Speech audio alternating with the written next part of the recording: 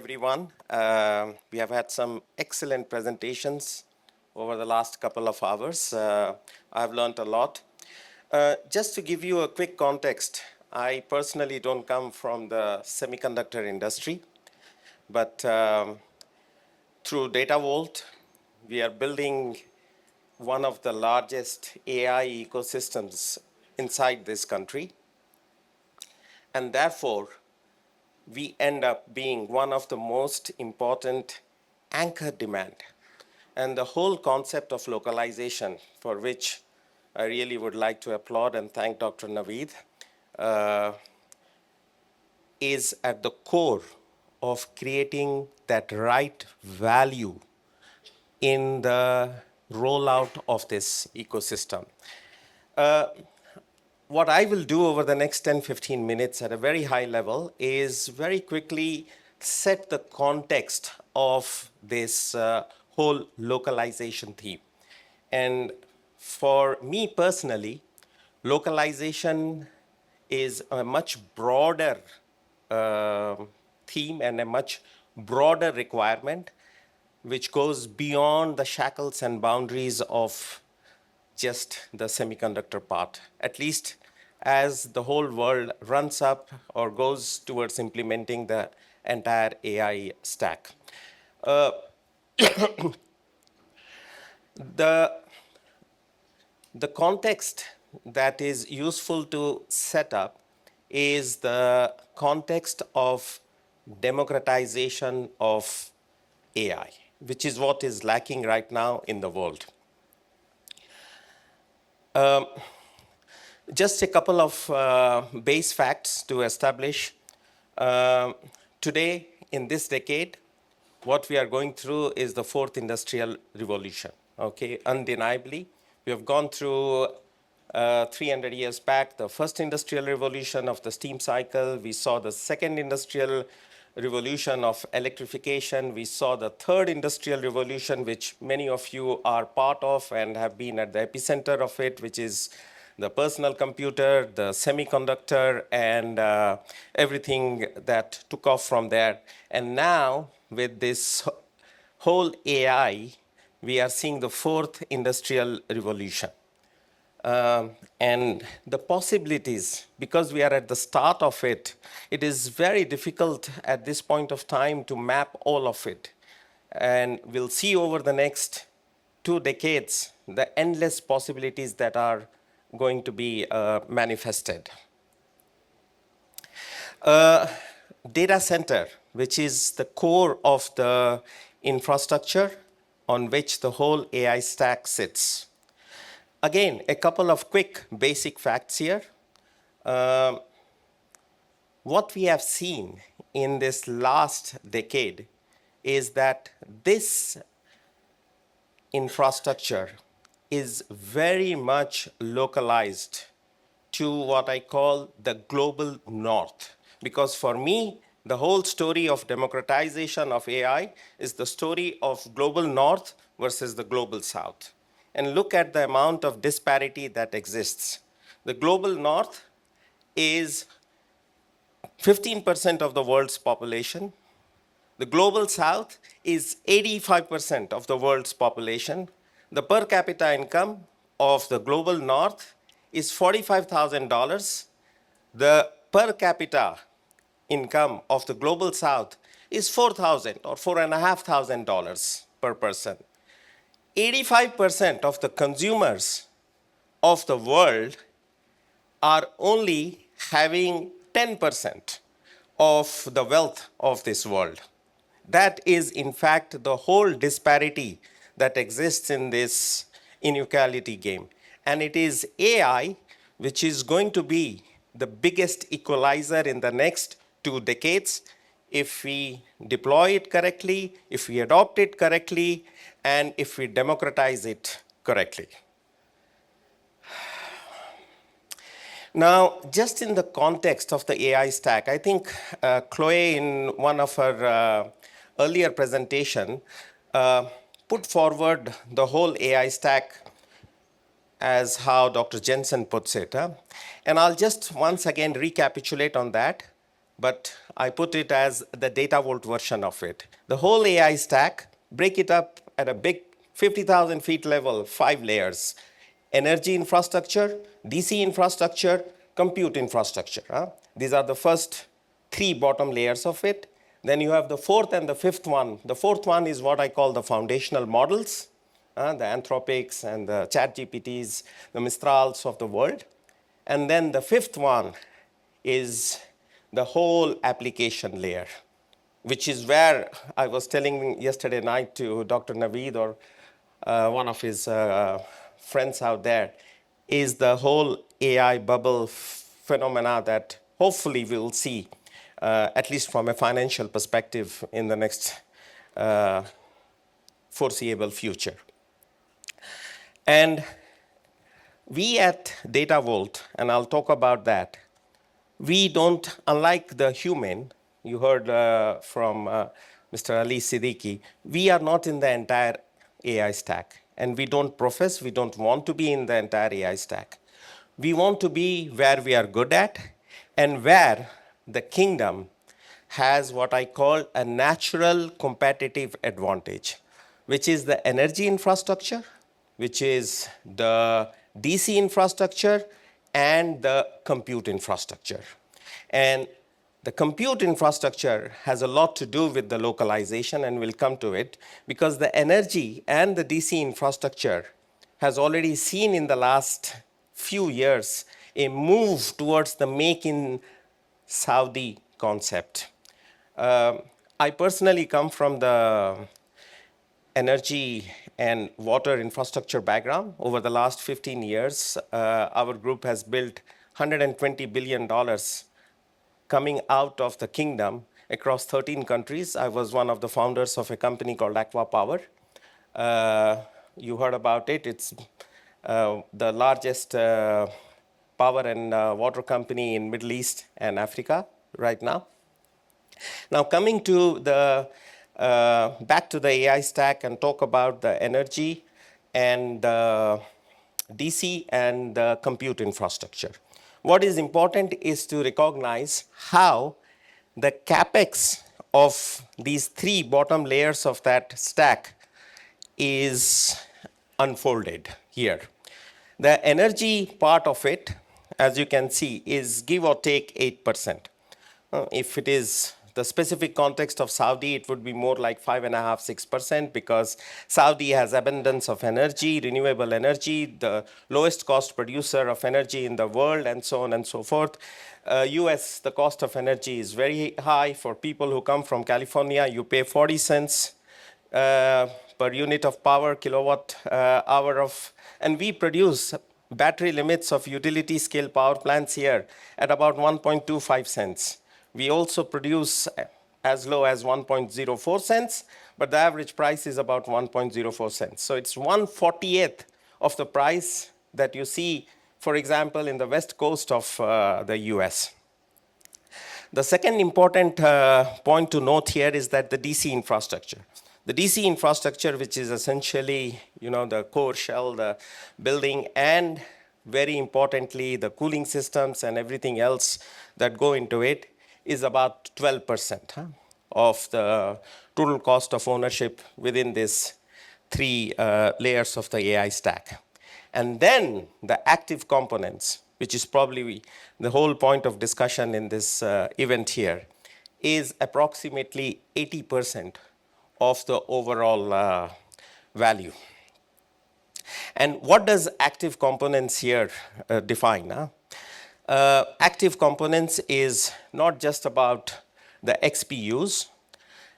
Active components is about the racks, the optical cables, it's mentioned here as GPUs, but I like to use the generic word XPUs because the GPUs are not always going to be the biggest driver. There are the TPUs, which have become the flavor of the month these days. And there is, of course, a lot of bespoke accelerators, ASICs, for specific workloads out there. You have electrical cables, you have the classical CPUs, switches, storage devices. You know what's happening in the market with HBMs out there for the last month or so.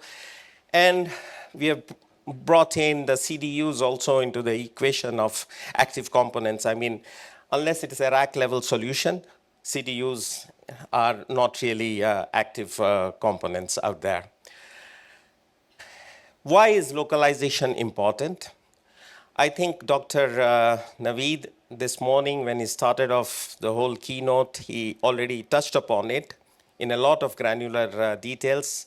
I'm not going to repeat what he has already said, but localization in a single abridged form, if one were to put it out there to give the context, is the best insurance. It is the best insurance money can buy for you when you want to lay out any form of industrialization in the world. That is your only way to succeed and make it sustainable out there.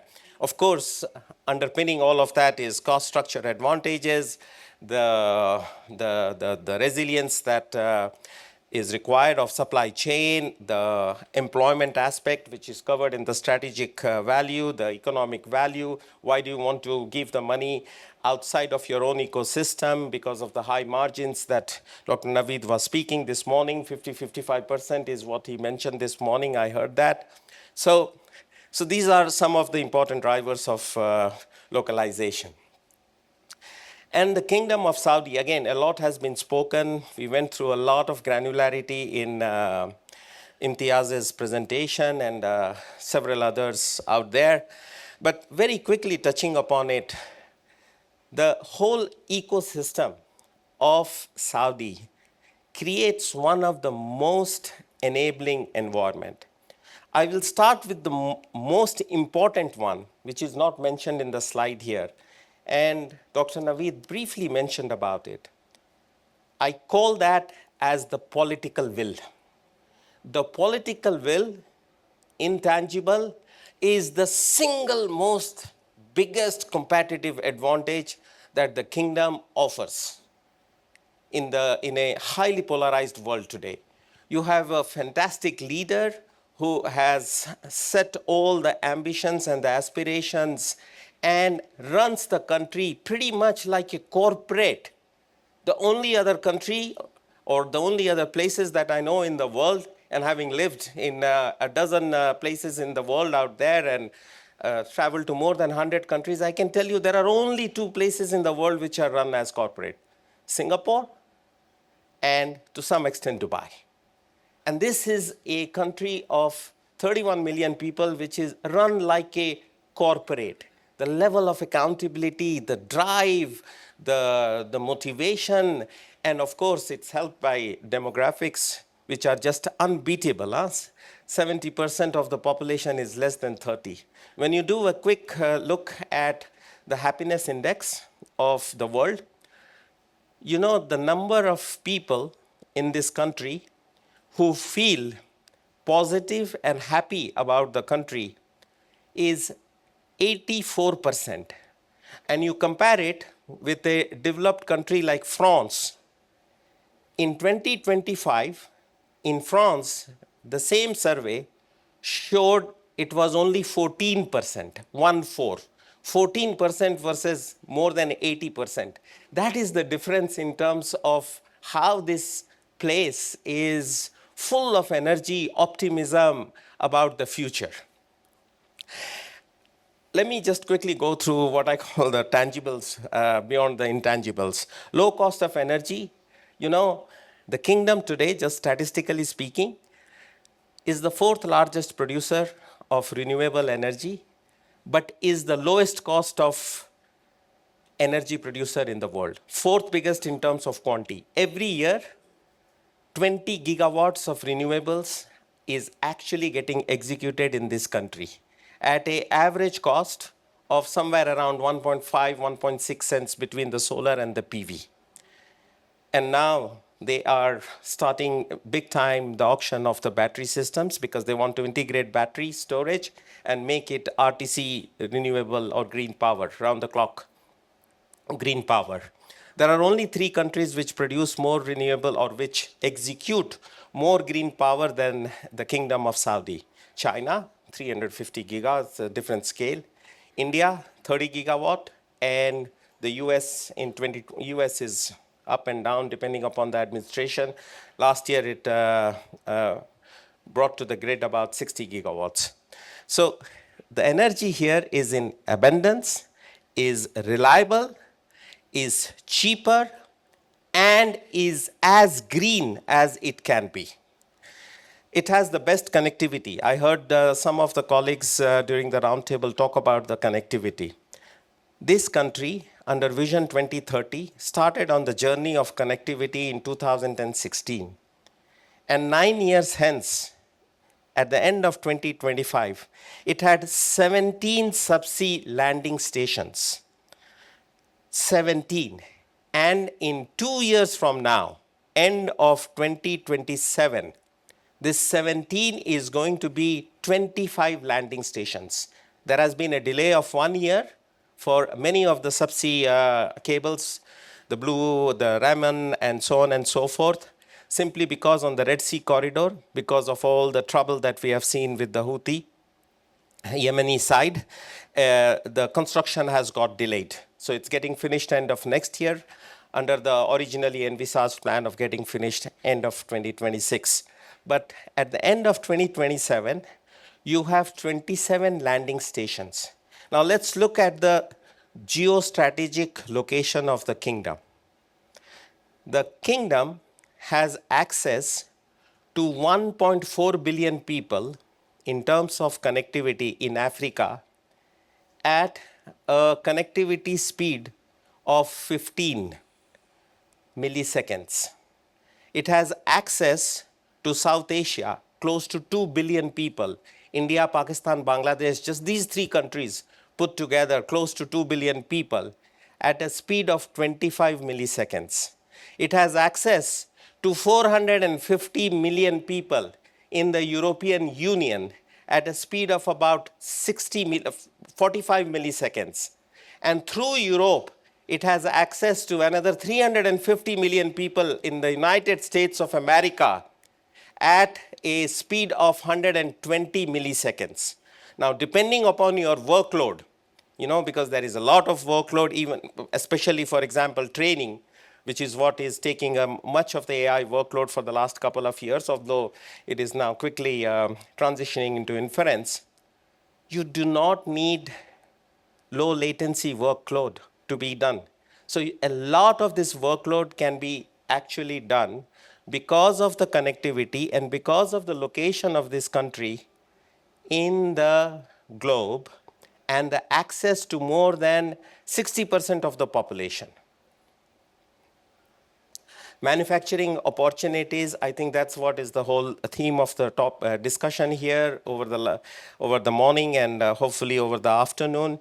There are a number of things in the context of manufacturing that I have not yet heard in the last 3 hours that I'm sitting, which is the fact that the kingdom already over the last 3-4 years has been working towards putting in place a framework which is working extremely well towards the Make in Saudi Arabia principle.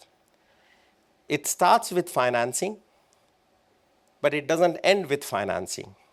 They have set up the Saudi Exim in the last 4 years, which has a number of schemes to support manufacturing. There is SIDF, which provides cheap capital, very, very cheap, competitive, subsidized capital to encourage manufacturing. Expat levies have been forfeited or been waived for the next several years in order to encourage manufacturing. You can get land in the industrial zone if you are doing manufacturing between $1 to $2 per square meters. Power in industrial zones is available for manufacturing at 4.8 cents per kilowatt hour. The list goes on. I can go on and on. But the message here that I'm trying to say is that the framework has already been put in place. We just need to go and tap into it, and that's it. And we should be able to move with the ground, we should be able to hit the ground running with all of this. And the government support, I think I spoke about it in terms of the implicit support and through all these manufacturing opportunities out there. So that's a little bit setting the context. Now I'll speak about the whole data center infrastructure, the energy data center and the compute infrastructure, what I call the bottom three part of that AI stack. We heard this number, the one that you see on the top left out there, from a number of speakers out here in the last couple of hours. The next 10 years, to be precise, the next 9 years, numbers that national champions like Humane and a lot of other entities have thrown up and mapped is a build out of 6.6 gigawatts of data center capacity, and most of it for the purpose of AI, what I call the AI factories out there. And based on that equation that I gave you, 80% of that is going towards active components, which is what the whole manufacturing and localization discussion is all about. We are talking about $500 billion worth of manufacturing of active components, or the need for active components that is required. Within that 80%, a number that I did not show you, but I'll speak about it, 20% of that 80% is non-GPU related active components. What it means is 16% of the overall 100% ecosystem is non-GPU related components or non-XPU related components at a cost of $40 billion per gigawatt. This translates into 500 billion of active components, and it translates into 75 billion of non-XPU components. Included in these numbers are 2 cycles. Why? Because we are talking about a time horizon of 2034. So these data centers would have already gone through the first cycle of active component. We take 5 years as the first cycle, and the second cycle of capex would already have been invested into this. I think I already spoke about it, so I'm going to skip this one. Essentially, what we do as DataVolt out there, integrate power, integrate data center, and embarking on also the compute infra out there. I'll talk a little bit very quickly, 2 minutes, about our, by the way, right now, we are building $1 billion worth of data centers, 3 of them. One in Uzbekistan and 2 of them in the Kingdom of Saudi. One in Riyadh, another one in Yanbu. But all of them are essentially colos. They are not AI factories. They are all liquid cooling enabled. All of them have the ability to go into very high compute density, but they are not right now purposed for AI on liquid cooling. The one that we will start construction in 3 months is at NEOM Oxagon, and that's the one I would like to talk about, because that's the one where we are pushing for enabling localization in a very big way. We really want as much as possible of what I call local value retention. It's a 1.5 gigawatt AI factory, the first one that we are doing, with the first phase going into construction in 3 months from now, 300 megawatts IT load. It's the first net zero AI factory at scale in the world that is being built. It's not only about the energy being green and the whole design architecture being done on a net zero basis. But if I ask you to draw your attention onto the extreme right, which is on efficiency, it's being done at a power usage efficiency, PUE, of 1.2 against the regional average of 1.6, 1.65. Doing this data center in the desert at a PUE of 1.2 efficiency is equivalent to doing this data center in Nordic Europe, as if this data center is being constructed in Norway or in Sweden or in Finland. And we, of course, do it using seawater cooling from a cooling solution perspective. I spoke about the low latency and stuff like that. These are some very quick pictures because, as they say, a picture is worth 1,000 words. Just wanted to save those 1,000 words for myself. This is the map of Neom, as you see in the northwest of the country. And this is the location of our data center in Oxagon. That's a much more close-up map of the data center. What you see here on the left-hand side of the screen is the Oxagon port. You see it in the shape of the Oxagon as it is being built, and that's our data center being built in 3 phases, 300, 600, 600, but coming up fast and furious, if I may say it like that. These are some renderings of the data center, as you can see out here. This is only for the first phase, the 300 megawatt, not for the full 1.5 gigawatt out there. And this is my concluding slide, just very quickly bringing all of this to home together. Essentially, the key message is we as a DataVolt are here to support the whole goal of the democratization of the AI stack, and very happy to collaborate with all the global and regional partners, including Localization as one of our very important agendas. We are just a very quick few sentences on how we are building up also the capabilities. Since we started a couple of years back, the first thing that we did is we didn't sit down with our engineers to design our data centers, the new efficient data centers. The first thing that we did in the first 2 weeks of the starting of data center is to think about how are we going to build capabilities in the kingdom. Because for us, this is a very strategic asset. This is critical infrastructure that we don't want to be operated by outsiders, by foreigners, okay? And we don't want to be trying to catch the tiger's tail, which means you build the asset, which is what we have done in the past, and then start looking and thinking about how to solve for the problem of getting local capabilities to run it. This time, we decided to work on an anticipatory basis on that.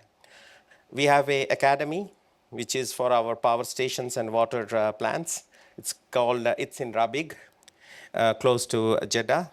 It's called EWA, Electricity and Water Academy. In that academy, we are training for our we are training a first cohort of 100 technicians on a 3-year program, almost equivalent to an undergrad engineering program. High schoolers that we take with a special focus on gender diversity. 45 of the 90 students that we are training right now who will be running our data centers, both on the mechanical and on the electrical side. We have a perfect gender diversity. 50% of them are young Saudi girls, 50% of them are young Saudi boys. And by the end of this year, thank you. By the end of the year, when our colo data centers, which will go into RFS, ready for service. They will be run 95% by Saudi nationals. And by 2028, it will be 100% run by Saudi nationals. This is critical infrastructure. And the only way to do this is to build it on an anticipatory basis. You have to first build the capability, and you have to have the courage of conviction that yes, I'm building this people, training these kids to run our facilities, and for all you know, my facilities may not even come up out there.